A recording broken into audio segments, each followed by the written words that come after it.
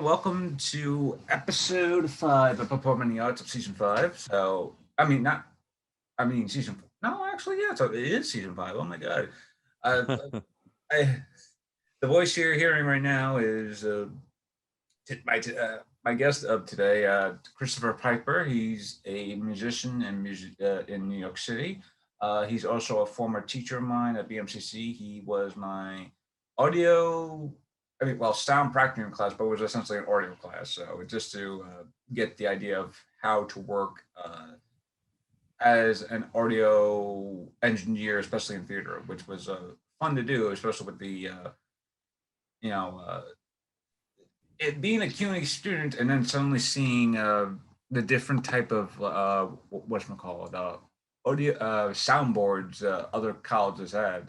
Uh, so so whenever I see a soundboard, I'm always getting a little panic attack of oh crap, do not mess up because it's Yeah, like I'm gonna test you on this, by the way. no. Like it's like the same thing with it's like the same thing with a light board. It's like people could do it. The same thing with an audio board, but the moment I see an audio board, I'm like, it's like as long as the audio cues are already perfect and everything, all I just got to do is just hit that little red button that just says go, and hopefully everything will just go into all that stuff with audio Yeah, I mean, things. as long as it's programmed properly, like hitting the go button is all you need to do when you're a board op. Yeah, I believe that's also what you've said to our class every now and then. It's like as long as you hit that go up, like the go button. But yes, as I mentioned, Christopher is a musician. I want to say he's been maybe more than 10 years, or maybe 15 years, or something like Like that. forever. I'm Yeah, a lot forever. older than you. Yeah. So yeah, I'd say probably since I was like a teenager, like 15, which was a long time ago. I'll put it that way. So a couple Uh, decades at least. yeah. Well, when I first had him as a teacher, I figured, oh, he must have been like maybe for the past few years or something like that. But as I got to know him for the past more like since like graduating from BMCC, I was like, it's weird to know sometimes like, oh, your professors have like outside life, but it's not like directly influencing the area of fields of what they do. But yeah, how? So my first question is pretty straightforward. How did you get into music? Oh, I mean, as a kid, I mean, my goal was to be a rock star, and it's kind of what I still aspire to do as an adult. It's sometimes been my full-time job. I've toured all over Europe and all over North America. And sometimes it's not my full-time job. Thus, my teaching at BMCC. Those of you who don't know, that's Borough of Manhattan Community College in New York City. It's a CUNY school. So I taught a class there in audio production and sound design, of which Brian was a part one semester. I'm also a theatrical sound designer, so that was not on my radar early on. So as a kid, I was playing in bars when I was 16 years old, like Harley Rider bars, pretty rough places. But as long as we were playing music they liked and providing the entertainment, we were cool and safe, and it was a really good way to cut my teeth. And then as soon as I graduated high school, I moved to New York City, and that was in the late 80s, maybe before you were born, Brian. And Well, I was born in the late '80s, so it's like yeah, so I mean, I got there probably around the same time you did. And I've been doing it ever since. And as far as being a sound designer, I went to college finally when I was 26, and knew I wanted to study performing arts. hmm. And I knew it wouldn't be music exclusively because I was already a musician. So theater made the most sense. And so I've had a career in both, realms, both as a musician, as a theatrical sound designer, um, being a performer, being one who works in support of performers. So it's really a nice Yeah. balance. Theater and music has always been like hand in hand because there's musical theater, but there's also regular theater, and regular theater has sound cues, all that stuff. Even if it's Sure. a sound cue, like say, oh, it's cars passing, two people or sitting in a cafe, and all you just hear is cars in the background just passing by.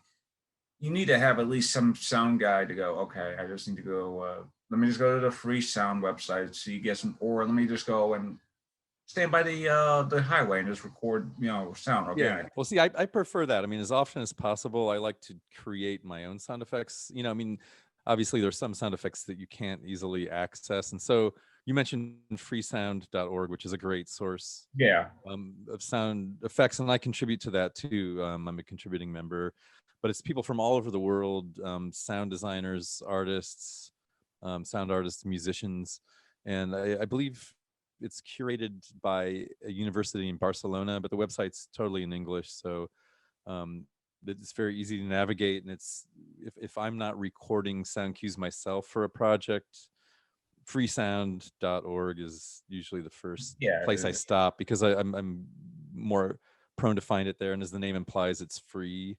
Yeah. So you can't beat that. If it's especially when it's music too, is like you don't have to worry about anything else. It's like it's like you want to do a space not well if you want to do like a sci-fi theater, but you don't want to use something that's very stereotypical sound blastery, where it's just like, oh, the character has like a laser gun. So and you think of laser guns, so it's like you go to freesound.org and you just scroll through the type of like laser sounds, and maybe even mix mash of like two different clips, and then essentially go into audio editing software, and then Hmm. essentially here are two sound clips I want. Let me see if I could actually essentially make my own version of a laser pistol or something like that, without having it sound like Star Wars or Sure, Star Trek. sure. Yeah, so it definitely feels a lot more fun, and that was essentially the notion of when you were teaching the sound program class, which was essentially have fun, essentially researching the type of different type of sounds. The play that we did, Measure for Measure, it was essentially a post-apocalyptic version of the tale. Hmm. So how would and you actually had a great eye of essentially telling the story of like the post-apocalyptic feel of like how do we show you know well how do we hear the cues of essentially what a post-apocalyptic thing would be. It's like, and a lot of the sound cues that we did were pretty interesting because it was also partly a musical too, which is interesting to say at least. Yeah. And a lot of the sound cues for that music actually came from like chains just being slapped around, or maybe it was chains being slapped. I don't remember offhand, but it Yeah, I definitely mean, you can it, use, I mean, for beats, I mean, if say you want the, like, what would be a snare drum, like a boom, crack, boom, crack. I mean, you can use the, like, drop chains and record that with a microphone, and that can be like your snare or your, you even beat um, sounds. And then the one beat, like what would be the kick drum, you could use, oh, say like a garbage can, an empty big yeah. garbage can with a baseball bat or something. And so it adds a different element. And you can use those as samples and then program them as drums. I believe that show in particular, we used a student who was Yeah. very heavy into the composing, and I like to do that as often as possible. Like when I design in an academic environment, at least, like use the strengths of students that I have, in my class. And so that was a good collaborative semester. Many of the BMCC shows and shows I do regionally and off Broadway, I'll compose original music and usually work with a collaborator in a real recording studio to do that aspect of it, the music. But yeah, I mean, anything can be a musical instrument, really. I mean, that's the point. Now, I will get into you teaching a little later, but you mentioned before that you played in like well, not rowdy bar, but essentially Harley Davidson bars, where it's just like were they essentially like biker bars, or were they Oh just yeah, okay? yeah, total Uh, like Indiana biker bars. I mean, now, pretty rough people. I think of, whenever I think of biker bars, I just imagine it's like I sure see the scene where it's like a Pee Wee Herman's Big Yeah, Adventure. Like exactly. was so it was like whenever you performed a place, or the Rouge Brothers, where it's like they don't like it's maybe they have a little wire fence or something like that. Roadhouse or something like that. But when you were performing in places like that, did you at all think it's like, wow, they like Hollywood actually had it right, and they actually had an idea what these bars look like and how they actually operate? Because I don't doubt that it's like you're playing in music, and then 5 seconds later, as you're playing music, someone just punches out another person just for sitting in their seat. So Uh, it's like, it's weird. Like I've never witnessed any kind of like brawls in a bar like that in that situation. And I think, I mean, obviously, like the bars you mentioned, like the Pee Wee Herman movie and Blues Blues Brothers Brothers. and I mean all that's like, comedy. I mean, I don't know that places like that actually exist, but I mean, there's a feeling about it that's accurate. There's not a literal, yeah, chicken wire fence in front of you. And you're not made to dance tequila and platform shoes on the bar to prevent getting your butt thrown out. But there is a feeling of danger sometimes in those places, and even beyond that. Like I've played all over Europe, and um mostly I mean, I love playing Europe.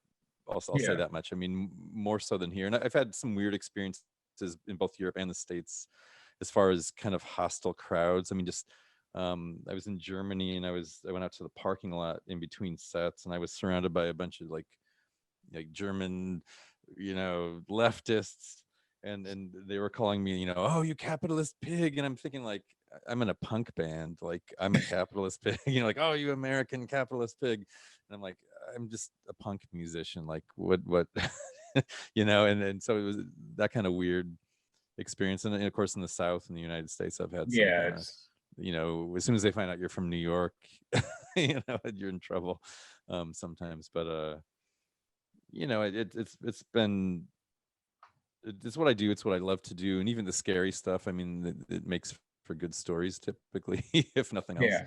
So Yeah, I'm actually thinking of a horror movie that kind of like that starts with the idea of a punk band, and the punk band essentially it's a horror movie. It's a great horror movie called Green Room, and it's basically about a punk band who goes tour to tour, all that stuff, and they actually have to stop at a that well, not dive bar, but it's like a biker bar, but the biker bar is actually run by neo Nazis.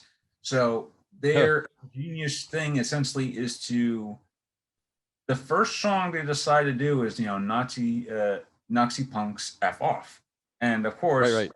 so they do that, and you just imagine like the snowball effect of singing a song called Nazi punks f off, and then suddenly there's a snowball effect of more and more things. Of course, it's not the song that that makes it to trouble. It's something that they witness that makes it to trouble. So naturally, but it's just the idea of the song being a catalyst or something like that. So yeah, I definitely feel. I mean, I definitely do understand that even if you're, say, in somewhere in like maybe France or Spain or something like that, or even in Germany, and there are people who maybe don't, maybe people who might not understand what type of style of music you're playing, so they probably will come up to actually be very I don't want to say like threatening, but very engaging with you. That feels like Yeah, engaging. it's like, so yeah, it it's like the same thing when you're playing the same thing when you're uh the same thing when you're acting, well, the same thing when you're an actor and you feel like you're in an area that you don't really know. So it's like, how will these people understand the type of acting that I do, which is a sense like you just mentioned before, you play down south, so I assume people who act in down south have a much more of a distinct style of acting as opposed to people who studied up in the east, upper east coast, like New York, Jersey, Massachusetts, all that stuff, as Yeah, opposed to yeah. say. So it definitely feels like when there's a class of styles, especially if it's like a conflict of styles, there's definitely something that always feels, not only organic, but also something that's also real, because you're not only playing something that you are enjoying, but you also probably just you're also striking the nerve. Striking the nerve of some people. And when you Yeah, strike, well, yeah, I when you mean, strike a nerve, you're like, yeah. yeah, Some I'm sorry. music is supposed to be antagonistic too. I mean, punk rock, Yeah, I mean, I, I don't really like to get in people's faces and be a yeah, jerk. I mean, it's like I'm more in it for the music and the fun, yeah. but I've had people, throw bottle caps at the stage, and I mean, that's just, to me, that's annoying. Like, that's not fun for me. Or people jump up on stage and they want to, like, kick in the kick drum or grab the drummer's sticks and bash stuff, random. I mean, that's, I mean, that might be punk rock to some people, but that's not the kind of stuff that I'm into.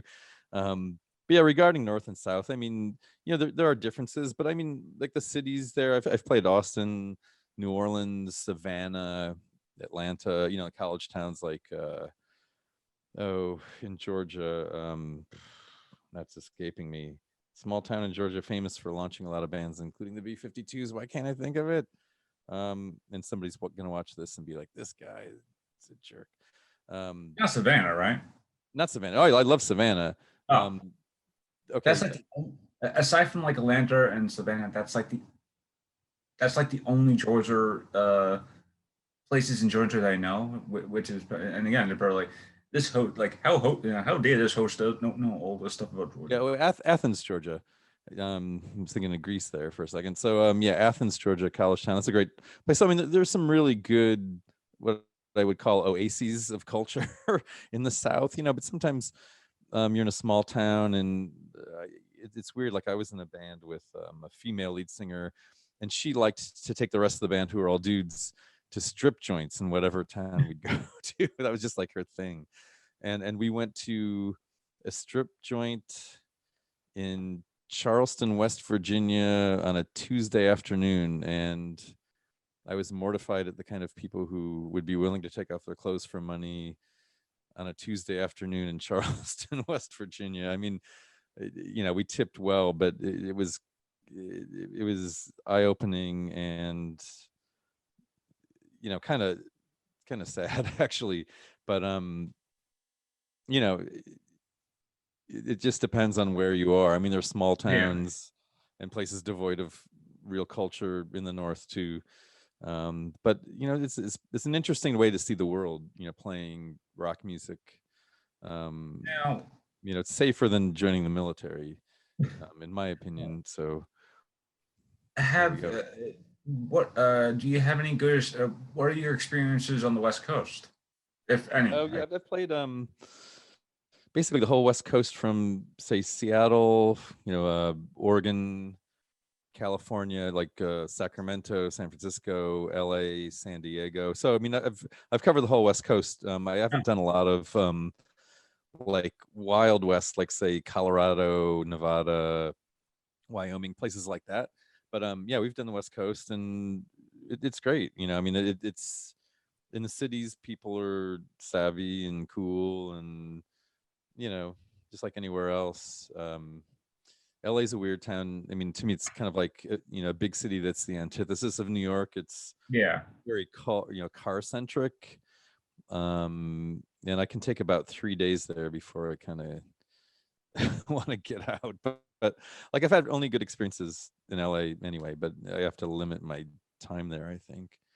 yeah. My friends who either live in LA or uh, or have visited LA, it's like the same thing. Where it's just like one of my friends, he wants me to go out to LA with him for about a week just to have me experience the beach that is Los Angeles. Yeah, And you've then got to go. yeah, so it's like, and then I have friends who have gone to LA, for vacations. It's like, hey, LA, it's a very fun trip, but like probably what you just said is like there are people who would probably just want to be there for at least a couple of days, or not like more than a week, especially if you're just visiting. But then there are I have friends and also guests who live in LA that essentially live there, and they made it a lifestyle to live there, and God bless them, because it's like Yeah. Well, it's don't knock it till you try it. I mean, you should go. I mean, it's beautiful weather. Um, Everyone there is beautiful, quote unquote. I just think New York is a lot more real. Yeah. New York people will say "fuck you," but at least they mean it. Um, and that's kind of the difference. Um, but LA is great for music. I mean, it's very it depends on the industry too. I mean, if you're in TV or film, it's Yeah. arguably more important than New York City. So sometimes you have to be there, but I would not knock the weather. That's for sure. Yeah, yeah. If there's one thing I learned about LA, it has fantastic weather. It's like I some of the I would be not cross. I'd be not invested, but well, I'll be watching some of my friends' stories who live and when they live in LA, and it's like 92 outside, and it's like current, and we're already in. I'm filming this in May, and we finally just got like a nice piece of like sunshine that's like close to 70, something like that, and that's Mhm. like high for New York weather. Yeah, it's But kind of like perfect though, yeah, really. it's like especially after a lousy winter where it's just like Yeah. cold, cold, cold, cold, cold. Uh, but that that winter, not winter, well, winter, but this weather in New York City is a whole different discussion altogether. Uh, Yeah. Well, I mean, there's variety. I mean, you have 4 seasons. I mean, you can't. yeah. That that's what I know, and that's what I prefer. So. So, how did you get into theater? You. I know that you have mutual friends in theater. Liz Cheney, a few others. How did you know, as I said before, music and theater kind of like go hand in hand. You can't Yeah. have theater without music, and you can't have music without theater because it's like the same thing with perform. Like the same thing as a singer. You need to perform in front of the audience, and in order to perform in front of the audience, you need to have like some showmanship stuff like that. Uh, how did you get into theater? Well, like I was talking about earlier, like going to college, in my mid 20s, just because there were times, in addition to playing music full time, where I had to like work some crappy day job, to make ends meet when I wasn't on the road, and I just got kind of tired of that. Like just working some meaningless kind of job felt like a waste of time for me. So I took 4 years, at university, and knew it would be performing arts, and I did take quite a few music classes, like music Yeah, theory, but really my focus became theater. It's funny because in college there was no sound design program, there was no sound design professor, and so being a musician and having interest in it and kind of applying the principles of design that yeah, I learned, especially lighting, because lighting and sound, for those who aren't that theater savvy, I mean, lighting and sound really work kind of hand in hand in theater world in a yeah, way. And so I was able to take my musical knowledge and interest, and then my training in other aspects of theater design, and kind of apply it to sound design. And so I ended up doing sound design for several plays while I was in college, just kind of like um, making it up, but like not in a haphazard way. I mean, I made it up in um, a sensical way, some a measured sort of way. And it turned out when I got into the professional world after college that I was doing the right thing.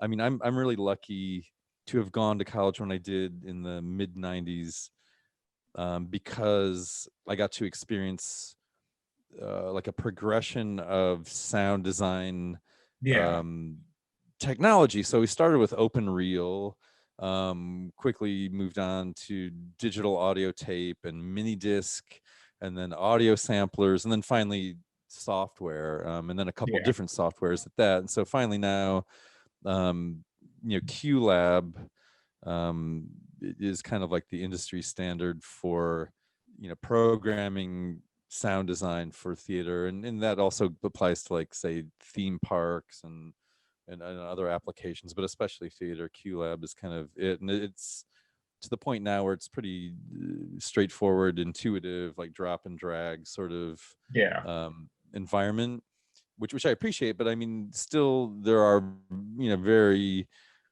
time honored principles of sound design and music composition for theater and for film that you've got to think about, and create a world, an atmosphere, a mood, Yeah. um, keep momentum going. So it's a satisfying, what I say, adjunct career, like to my music, and it's related too. So that's the other cool thing, is that one kind of feeds the other. I don't get bored doing any one of those things. There's always Yeah. something to look forward to, and one faster or the other, except for this past year of COVID, in which Oh, there haven't been a we'll lot of get to options that for any in of a it. little bit. We'll Yeah. definitely get to that. But yeah, I imagine working with the new technology over the past 25 years. I imagine it, not only are sound cues or sound, or sound design getting a lot more better. I imagine, backing up your original sound cues is a lot more efficient now, because I imagine like I'm not sure how you backed up sound cues like back in like maybe 25 years ago, where you had like the reel to rear thing, where it's like, I imagine it's just like literally uh like the same thing with like videotape, or like uh uh, uh Like VHS or something, no, no, or no, not VHS. I'm blanking on the thing, and it's not A track. Well, A track or oh, like Super 8, like going back that far. no, no, no. It's the small thing here that you hold. It's like like that this big. It's like, I mean, this big. It's like you put it into the thing. Like the What is size. it, like a DVD? No, not a DVD. It I feel has like like we're playing charades now. it has like side A and side B. Like a laser disc, an LP, a vinyl LP, a Tape, tape. cassette, There we go. Tapes. cassette tape, No, cassette tape. no, I said VHS tape, but I was thinking of, Uh, I was thinking, for some reason, I was thinking VHS tape. I'm okay, thinking of like a radio, like actual tape, tape players and stuff like like that. cassette tape. Yeah, Yeah. there we go, cassette tapes. Jesus, sorry, I've sorry. still got drawers full of those things. Yeah, because I imagine like, and I imagined now it's like much more easier to back up the stuff that's on cassette tapes. There we go. Uh, Yeah. It's from cassette to digital, from vinyl to yeah, digital. I mean, you can do anything to digital now, yeah. with pretty good ease, but there's still something about, playing a record on a turntable. It's the ritual of it, like opening up a big, sleeve and pulling out a record and having to flip it. And, I mean, I do. there's an audio quality that, depending Yeah, on your I was gear. actually going to ask that for my next question: audio quality. When you have backed up something from, say, vinyl, or maybe even a cassette thing into digital, how is it compared to when something you had just done on on regular computer program? Is it much more higher quality because of the tape, or is it just, or is it something else, or is it essentially the same quality, just like minuscule down, because it's now essentially a digital Well, copy? in theory, if you're going from, like, say, cassette tape or vinyl record to digital, in theory, as long as you're using like good cables and clean connectors and whatnot, I mean, like, there's no going digital, there's no degradation of quality. I mean, there shouldn't be. It's like going digital to digital. There's no degradation. Now, it depends on what your settings are, like taking from an analog device into Yeah. digital, but in theory it should be the same. I mean, to the Oh, okay. listener especially. But as a kid, I would dupe cassettes. So I'd have, this cassette, and I do like a mixed cassette on the next deck, and I'd just be flipping cassettes in and recording on this one while I'm listening to this one. And whenever you go from analog to analog, there's always a degradation of Yeah. quality. And like, the more, then I take this one and I make a copy of this, then that's one more step down in quality. So, and same with taking a vinyl record and making a cassette recording of it. But the thing with digital is that digital to digital at least should be, the same. It's an equal thing. But I mean, there are people that would argue like, oh, digital doesn't sound as good as analog, and these days, I can't really hear it. If it's good quality, it's good quality. I mean, that's where I'm at on that. I mean, I like the ease and the accessibility of digital audio. I like to edit digitally. I Yeah. like to mix to tape though too. So I do like to use some analog and outboard gear when I'm creating my own music or recording my own stuff. But Ah, okay. digital is really sophisticated now, and you can do a lot of really great sounding stuff with it. So So you don't have like a preference when it comes down to it, whereas it's like as long as it sounds good and it gives me like the cue or the music I need, I'll use it sure, because yeah, because I was like I'm pretty because my uncle used to tape a lot of stuff on cassette tapes, and these are like stuff from like maybe from the 1980s. I remember literally seeing I think it's like 1985 summer summer hits or something like that. And I yeah, imagine it's like if you play that, the cassette now, it would probably sound pretty much like how it was, like say from the 19, like from 1985. But when you try and transfer it over, it's probably got to be like the same exact file, but you know, it might sound different because you just transferred it onto the computer, but it might just sound like different because you just transferred it onto the computer, but it just might sound same if you have like an ear for it. Where it's just like, okay. yeah, it's like, I've like I imagine like being able to essentially work from essentially different points of technology based things, especially in theater, where it's just like, you know, you you practically went through at least like maybe four generations worth of like tech designs of like you went Sure. it's like the same it's like you ran through like four generations of like what it is working with like the best quality of sound engineering, especially with theater. uh Now I'm trying getting to the next question, which is essentially about Corona, but I don't want to go into that yet. I Okay. do it's like I do want to know, how did you get? You may have already answered this already, but how did you get into BMCC, like to work Oh, as an geez. adjunct? So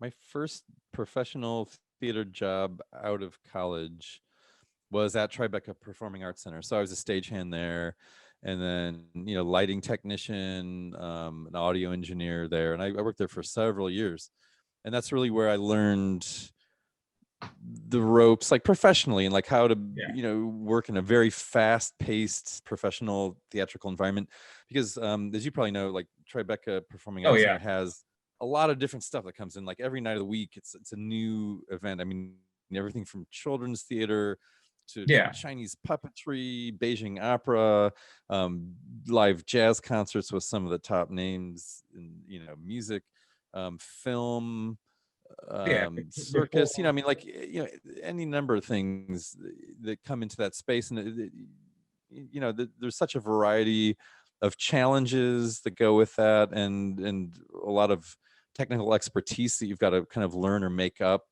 or glean from your more experienced colleagues. And so that was a great gig. And from there I went to Manhattan Theater Club. I kind of forgot about Tribeca for a while. And it didn't have much of an association with BMCC at all. It just happened that the Performing Arts Center is on the campus there. But Yeah. at MTC, I got more into the creative, like sound design aspect, and that's really what I sought to do. I mean, as a designer, you have to know the technical stuff too, and I'm Yeah. glad that I have, years of technical experience under my belt, because if you're gonna spec or design a sound system, which is part of sound design. That's the not so creative part. That's really the technical and practical part. But you've got to understand like how things work, how things sound, how things are put together, like how a speaker gets from the floor, to Yeah. 60 feet in the air, that Yeah. kind of thing, because I've done it. And so you've got to know what people have to do to execute your design, basically, or at least the part that's not um, executable by yourself. Like you have to still, you know, do the paperwork, and envision, the speaker plot and the audio flow and all that, and then have Yeah. somebody communicate to them so that they can have it set up for you and ready to go, so that then you can do your creative work. And then after Manhattan Theater Club, I was allowed to design a couple shows there, started assisting designers that I like, Broadway designers that I met there. And then finally branched out on my own. I've been totally independent ever since. And then Elizabeth Cheney, who you mentioned earlier, she was Yeah. a really good friend of mine. We did a lot of like off Broadway downtown theater, in like the late 90s, early 2000s. And so she, after she had her daughter, she decided to use her MFA and pursue a tenureship at a college, which happened to be BMCC. And she brought me in, as a professor, and it was a really good experience for me. I mean, it was never my full-time job there, and I don't know if I could ever be a full-time college professor, honestly. I think I think it's hard work, and Oh, it's it is. something that you've got to have kind of like a singular passion for, in a way. I mean, like you've got to declare, I think, pretty much like, I am a college professor. I'm an educator first and foremost, and that has never been my first and foremost goal or um,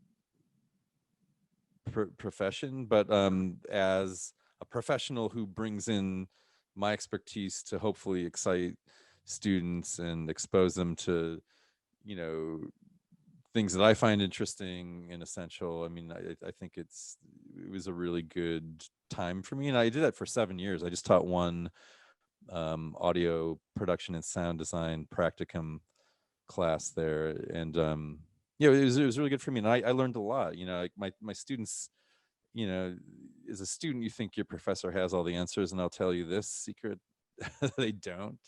And I think that's okay to admit that. It's And fine. sometimes It's you fine find, to admit that you're kind of like just making it up as we go along. It's like, yeah, well, I mean, I mean, you got to know something as yeah, a professor. I mean, you have to profess something. But the thing is, in theater too, like, endeavor in a creative field that you haven't encountered before. That's why it's yeah, creative, because you have to make up solutions. You have to make something from nothing. And here we are doing theater, which is traditionally an underfunded endeavor. And yeah, then here we are at a community college, which is also kind of underfunded. like, in a theater program. So really, it's like, that's the magic of theater, is that you make something from nothing, literally, Yeah. sometimes. And that, to me, that's exciting. And I like sharing that with students. And I learned a lot myself from my students. I mean, I they would ask me questions that would kind of blow my mind, and I'd say, well, let's figure this out together. Or we'd have challenges for a production together that we needed to satisfy, and we'd come to those creative answers as a team. And it was a really good experience. Uh, you may hear it in the background, folks. I apologize, but there's an ice cream truck in somewhere in the distance. So it's like, Ah, so I it's wish like I could just reach through the screen, Brian, and grab an ice cream. somewhere. But yeah, that's why I had to like mute myself for a couple of seconds to try and close the window. But Oh, that's cool. that's That's a sound. That's a sound effect that I don't mind hearing, quite honestly. yeah. It's like it's almost summer or about to be summer when the ice cream truck just comes out of nowhere and just like I have Yep. ice cream. But I did And then mention yeah. I say, then Uh, you can't resist. You're called to it.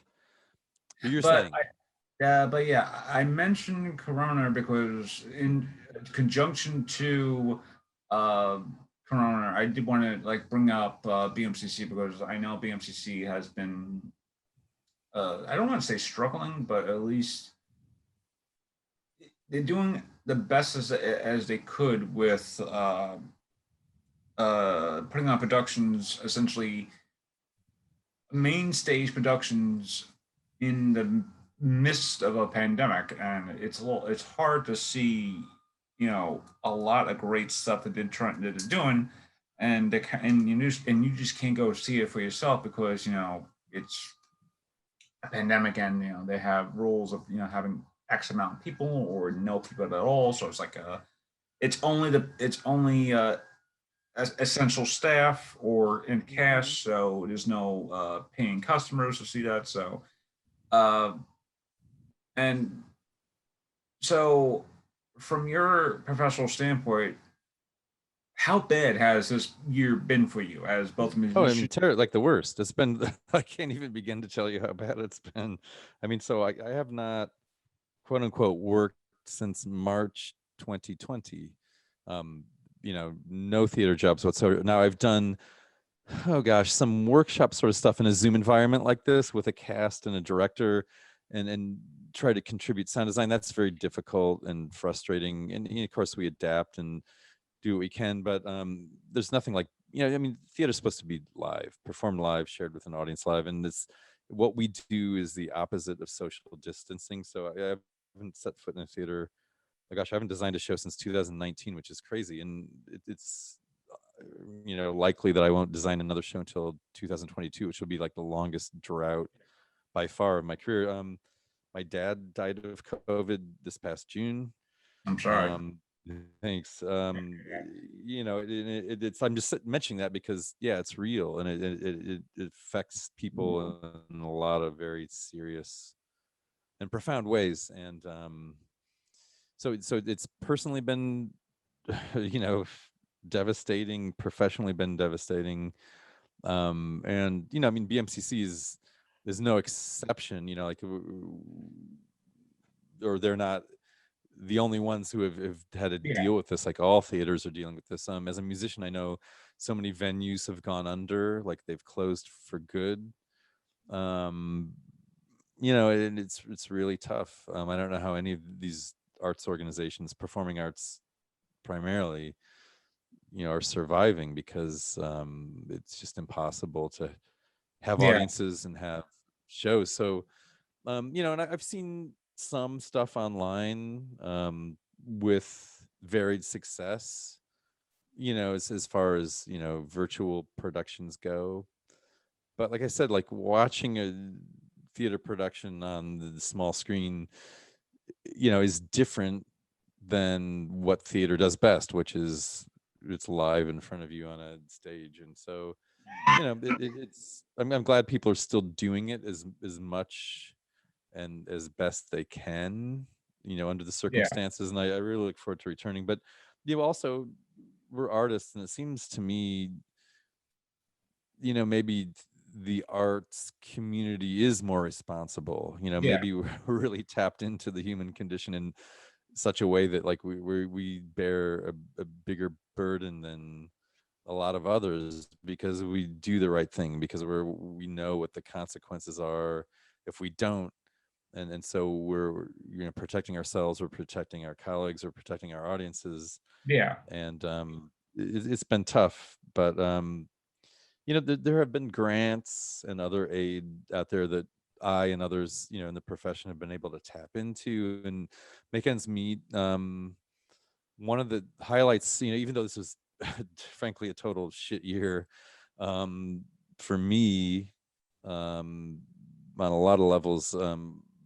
This year, after playing, geez, in over 20 years with like 20 different bands, I decided to finally record my debut solo album, which I did in yeah. complete coronavirus circumstances. And I released it in August, and I've got a lot of good reviews, a lot of international radio airplay.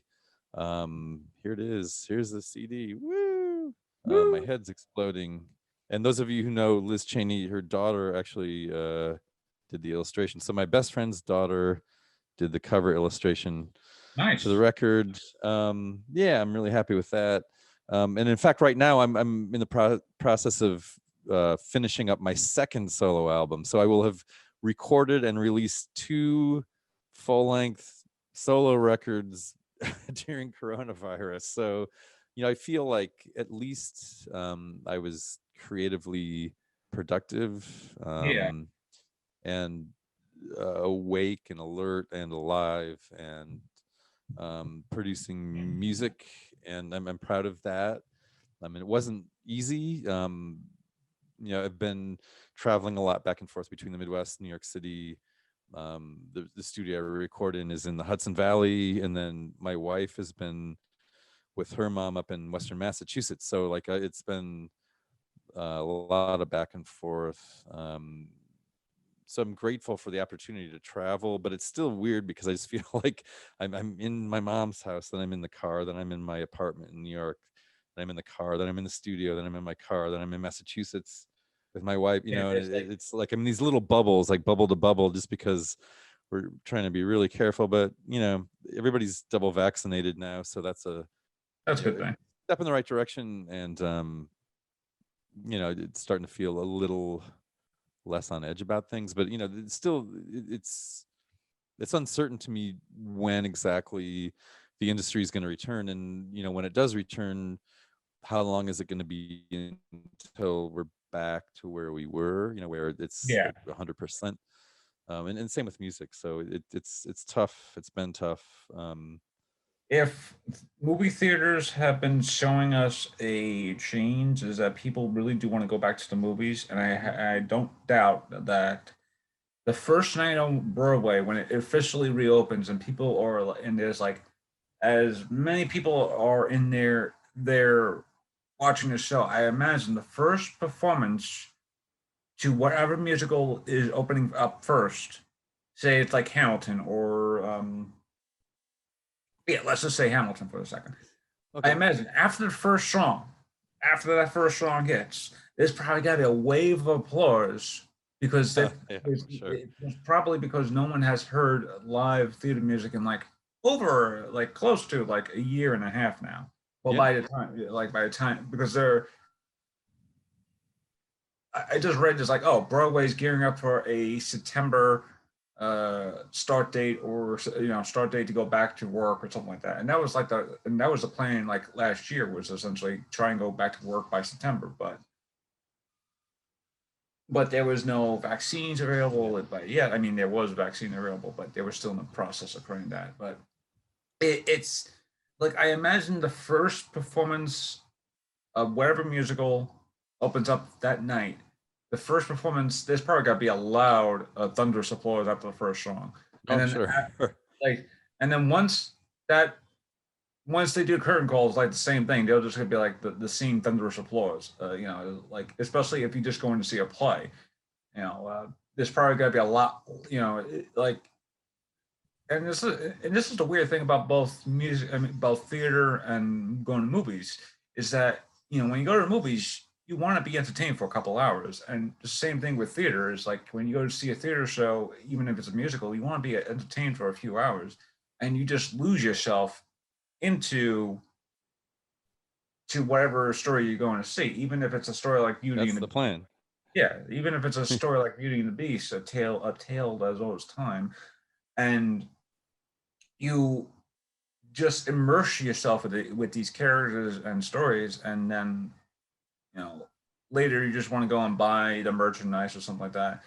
Not only are you supporting the theater, but you're also supporting the people behind the theater. So it definitely feels like people. And the weird thing is that, and this relates back to what you said before, it's like there's just something about the people and the arts itself that are much more connected to the human emotion, or at least the human the human being spirit, because if you ever want to meet people who are really real, go into the arts business and meet people who work behind the scenes, Sure. because actors can be very real, but sometimes the actor's realness could be like very how much are they putting up a facade and how much are they just being like actually real.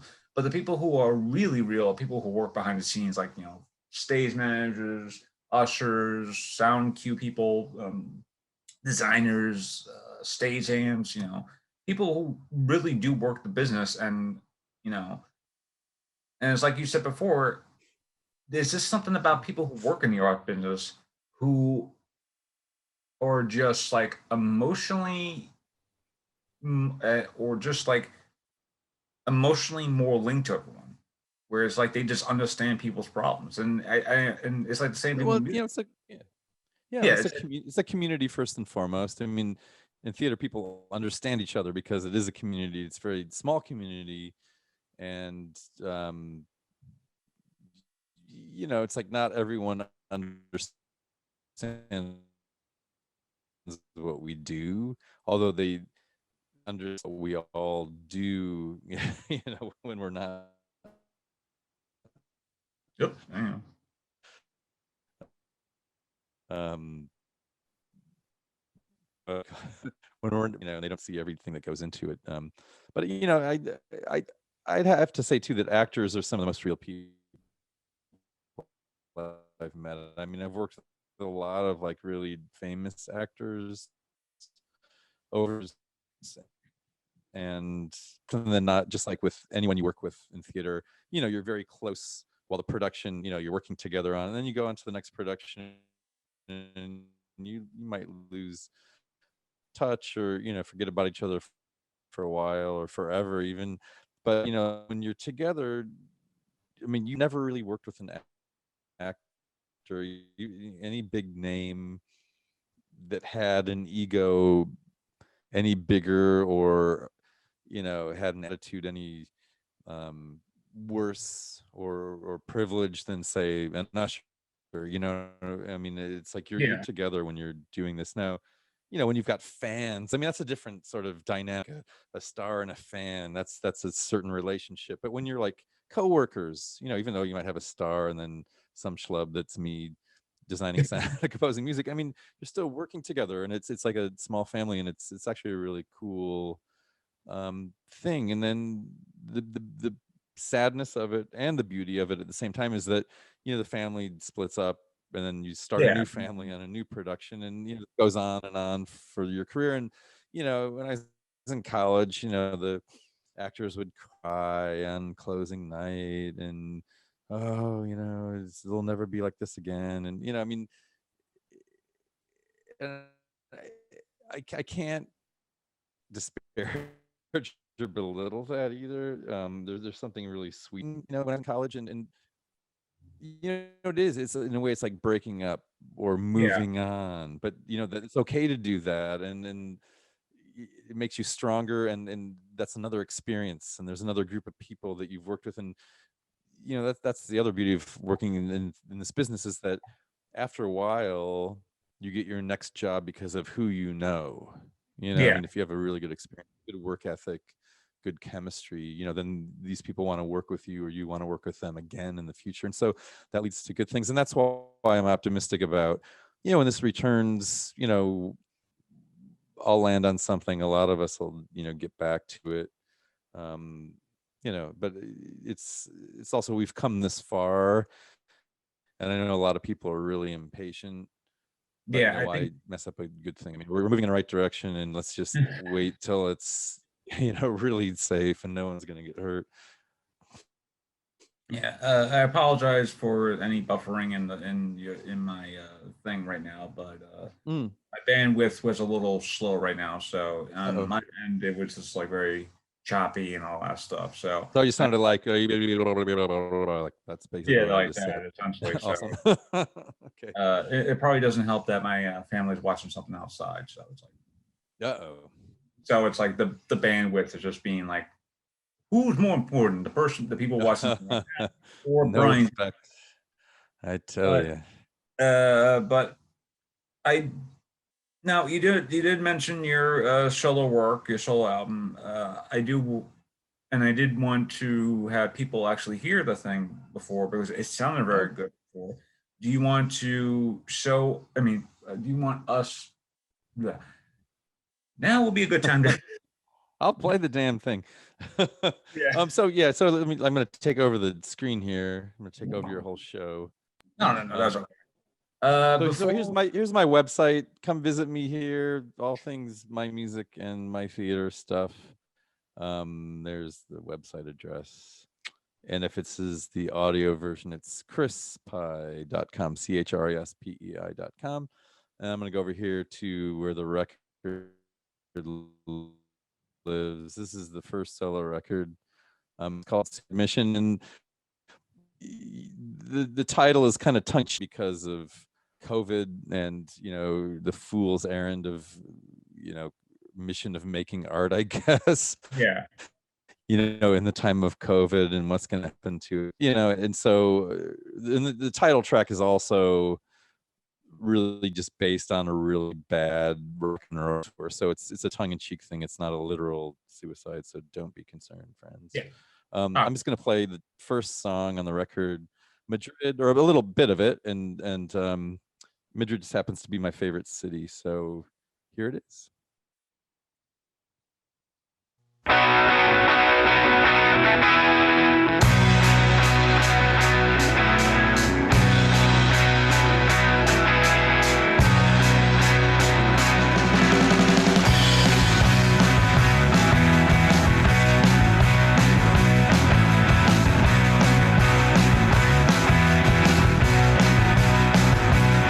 Well, the sun on my face, been too long since I was in this place, and the warmth on my skin, and the memory of all the things we did. Gotta catch a flight back to Madrid. Okay, so that's just a little sample of the first track. Yeah, I was like, if I feel like any more seconds of you playing the song, I would be like, okay, now I would have to pay him royalties for just playing the Your song. head would explode just like me in the Yeah, cover, yes. wouldn't it? Okay. So I do have a Um, question. How did you, and like you said before, both this album and the album that's coming up were made during your time in lockdown. Uh, yeah. how did you come up with the idea of doing a solo album? Just because I couldn't do any music projects with any bands that I'm associated with, at present, like we just couldn't get together. I mean, it was impossible. I mean, there's just no way to socially distance and play music together in a live situation, in a studio situation. Yeah, I've done some virtual collaboration, but it's not the same as playing in a room with people. And so this album, really, it's all me except for drums, and backing vocals, and basically my friend. I played in Todd Guadis, whose studio this is. I play in his band, um, among other bands, and so he owns a recording studio in the Hudson Valley, and so it made sense for me to work out of this space. And it's an old converted barn. It's really oh, beautiful, like super high ceilings, and it's very spacious. So everything you hear on the record is the room. You can add artificial reverb after the recording, after the fact, in post production, but part of the beauty of this is the room just sounds so good, and it's set up in such a way that you're able to capitalize on the sound of the room. And yeah, so it was just the two of us. And so even in the worst days of COVID, he's behind the drum kit, he's able to hit go on his recording rig, and I'm standing on the other side of the room with headphones on, and we don't have to be in close proximity. And there's even a place for me to crash there. So because I'm traveling long distance, at this time, I can live and work out of this space, still remain socially distanced, and it's just two people yeah, making all this music anyway. So it was a really, really good collaborative situation, good work environment for me, and somebody I really trust personally and musically. And so that's why the second record now, I'm working with Todd again in the same yeah, space. So this seemed like a winning sort of combination. And so yeah, and so making the solo records was just the desire to keep producing music, yeah. but not being able to do so with a band. And so what else do you do but Now, come up with a solo record? was it hard to come up with song ideas, or was it just like again, this is like a very It, I, fairly I easy didn't question. I didn't write them all at once. I mean, a lot of artists, a lot of bands, if you have a band, you probably don't want to go into a studio until you have an album's worth of record, an Yeah, album's worth of songs, and then you bang them out in a few days, and then you work on mixes and overdubs and all that. But with this record, I'd write like maybe 2 songs at a time, and hmm, then spend 2 days in the studio, work on a song a day. And part of the concept, part of my concept for this record, which is, it's a different way of making a record than what I'm used to, because like I described before, like usually as a band you come in, everything's written and very well rehearsed, and you just bang it out. This, I would write 2 songs. I wouldn't even have all the parts written. I'd have like the guitar, the melody, hopefully all the lyrics. And I'd come in the studio, I'd teach Todd the song, I'd play guitar, and he would come up with a drum part. And then like, okay, I like that, let's do that. And then we'd track guitar and drums. I'd sing a scratch vocal. Then I would go back and write a bass part, write a guitar solo, write other rhythm guitars, Wow. sing. Then he would sing backing vocals, maybe add a little more percussion. And so that became a process. And another part of my MO for this record, unlike the luxury of, non-COVID times when you can take more time with it and spend more time together in a room, is that I wanted to like do one song in a day. Like we're going to get everything done with this song in one day, and that's it. That's the deadline. So, the first time Todd ever heard the song was the same day that we finished the song. So he had to write a drum part, come up with vocal harmonies and stuff. So it was a very intense, seemingly, it seems like it would be stressful, but it wasn't. Like, we work really good under pressure. I guess that's the thing, is pressure is different than stress. You can still be Yeah. grace under pressure. But it Diamonds was are like a made. song a day. What's that? Diamonds are made under pressure. So That's right. Hey, there you go. But if I've learned so anything in college, but this is a totally different way than what any record I've ever made has been done, and what I've ever heard of anyone else doing. And so it worked so well for the first one that I just decided to keep it going for the second. Like I said, I'd only come into the studio with like a couple songs at a time written. I wouldn't know what the next couple songs are going to be. Now, finally, with the second record, I'm on my final 2 songs for that. So, this is it for this record coming up. I'll be recording next week, as a matter of fact, the first week in May. In terms of promotion, do you see yourself getting a music video out there, or do you think music videos are more? I would love to do some video stuff, but again, that's another collaborative endeavor. I mean, with the music, I'm doing the music in the way that I envision doing the music. I mean, I'm calling the shots. I'm saying this is the way it's going to go. This is how we're going to do it, and I'm happy with the results. With a video, I would have to have a collaborator on that. Like, I've got ideas maybe, but like I need somebody who can actually execute it. But that sort of stuff takes time, and I also want to put my best, I guess, in a video situation, my best face forward. And I want it to look good, and I want to have some creative control over it. And I only want to put out stuff that I'm proud of and I'm really happy with. So that's something that's down the line when I can work with other people, like larger groups than just like a duo, for example. So that's in the works, especially with and too. Yeah, I mean, and as far as promotion too, I mean, like, this is the first time for this first solo record, which I'll carry on through the second, where I've done everything. And so it's not just the songwriting, the performance, but it's also, like, hiring artists. So getting the artwork done, getting like pre-orders, so like crowdfunding the record. Also getting stuff to press. I've done a lot of interviews for magazines and newspapers and blogs, getting stuff to radio stations and podcasts. And I haven't even booked a gig yet, so I feel like I run a marathon. But it's also been, for me, as the proverbial professor student, it's been a really great learning experience for me, because I've never had to do all of the tasks associated with putting a record out. Like, usually if you're in a band, you divide and delegate tasks. Everybody has like their own thing they're going to do. And what I've also realized is that perhaps my various bandmates over the years weren't really doing what they were assigned to do, because I feel like I've had, in some ways, a greater degree of success with this record than I've had with like bigger bands that I've played with. Just for having done it myself, and like taking the responsibility and the ownership of it, and managing all facets of it. And so it's like theater. There's a lot of behind the scenes, quote unquote, work that you have to do just to put a record out and to have it do anything. So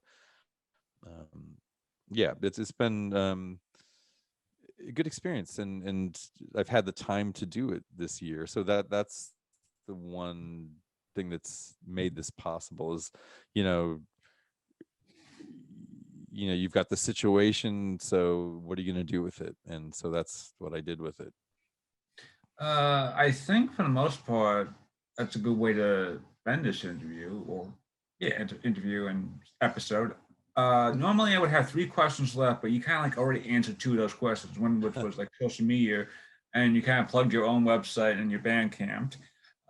Definitely check out the links below. You promoted an upcoming release, which is essentially your, I mean, not only upcoming release, which is the other album, but also you already promoted an album that you already did.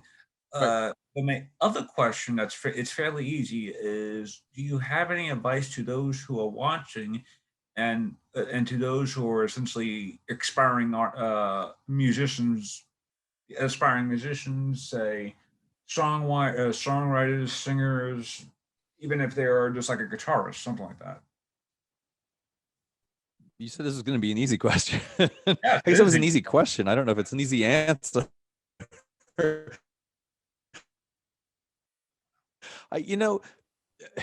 As far as songwriting, anything new for me, like I've written songs before and collaborated as a songwriter before, but this is the first time I've ever had to like write every song on a record or records.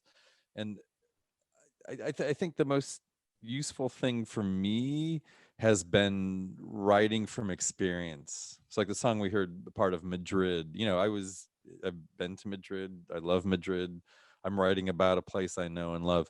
And I'd have to say, I'm kind of looking in the background at the track list on the first record, and like every single one of those songs on that record, and even on the second record, every one of those songs is based on direct experience. It isn't like, they're not trite. Now some people might not like them. It's not their cup of tea. That's cool. But the thing is, as a songwriter, as a lyricist, like I am trying not to write something generic and even necessarily accessible by everyone. I know that's kind of like the opposite of what you'd want to do if you were like, say, somebody really old, Phil Collins, or tell me somebody new who's cheesy like Phil Collins, although Phil Collins is brilliant. Quick. Damn, like just a pop songwriter, like everybody knows and loves and digs, and you can sing along Cardi with it B, I don't know. instantly. Cardi Okay, B. yeah, great. But it's like I can't write like that. I mean, to write something that's simple and seemingly trite and universal and just, hey baby, I love you, yeah. I mean, like I can't do that. I mean, it's just not in me. And so in a way, it's like harder to like pull something out of you that is in you, but at least it's something that I've experienced, and other people might not necessarily understand it the same way I do, but that's cool. It's like, it doesn't, you don't have to understand it, just go along for the ride. And so that's why I'd say just make it experiential. I think that's for me, the most successful way to write a lyric is from firsthand experience. And I think that's a great uh, advice to do, especially if you're a musician or what have you. Even if you are a songwriter or a singer, go from experience, because people who are musicians are like their greatest strength or stuff of are stuff that what they've written in experience, especially if like Phil Collins, who you just mentioned before, some of his best work is haunting because it's stuff that he was going through. Like he was going through a nasty divorce, and Right. his songs really affected affected that notion of this is what he's thinking about, rather than what he's trying to like emote and stuff like that. So Yeah. definitely, even if you're a writer, always go with stuff that you know, but also just go from experience. And experience, I think, is like key enough. Yeah, experience is key just to be on a safe side, especially as an actor or what have you, and as a performing artist. But yeah, Chris, thank you for being a guest on today's episode. Again, sorry about those who are watching on the video format. It won't appear jumbled up on the audio format, but those who are watching the video, I'm sorry for the lack of connection. That just like suddenly just starts like going down. Like it gets to a point where it's like as Chris is talking, his face is just frozen, but and then suddenly his face just becomes a little like less hasty and just like very shrunk together and all that stuff. So it's like, Well, again, I hopefully it was an apologize. appealing. I was striking an appealing pose or facial expression at the time. I don't know. But yeah, Brian, thanks so much. And I'm them everything they know, but of course, that's not true. And I'm glad that you took it and ran with it and are doing Thank you. I cool accidentally stuff. stopped. So I accidentally I'll look stopped. forward to seeing you in person sometime soon. But thank you again, and yeah, thanks for being part of the show. And take care, and please be safe.